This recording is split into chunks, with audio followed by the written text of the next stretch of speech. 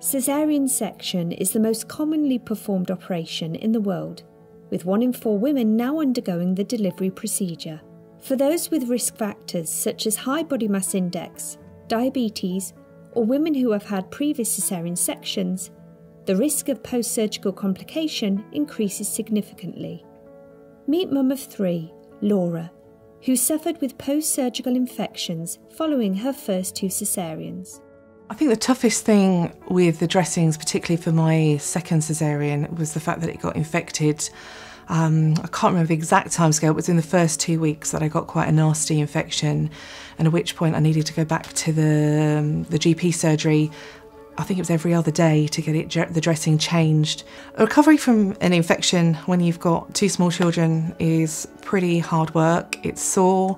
You're on antibiotics. I was breastfeeding because I was on quite strong antibiotics that ended up impacting my daughter who I was breastfeeding, which ended up her getting nappy rash. So then she had to go to the doctors to have some medication to clear up the nappy rash as well. So that just made it harder. In the long term, it took literally months to fully heal because the infection kept coming back. And that was just frustrating and painful.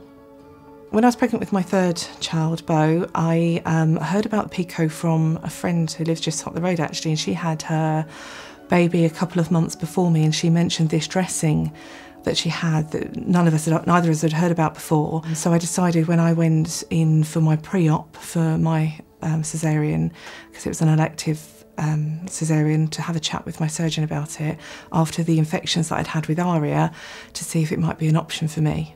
So the PICO dressing was put on when I was in surgery, so when I came out of surgery it was already applied. It was a large dressing that completely sealed the whole wound with a tube at the side and a battery pack. The whole area was completely concealed in the PICO dressing, which kind of felt safer, more secure. It meant that I didn't worry about catching it, or other than having to take the battery pack off for the shower, it meant I didn't worry about kind of washing my hair and shampoo getting in it or anything like that. I mean, because it was just so clean and healed afterwards.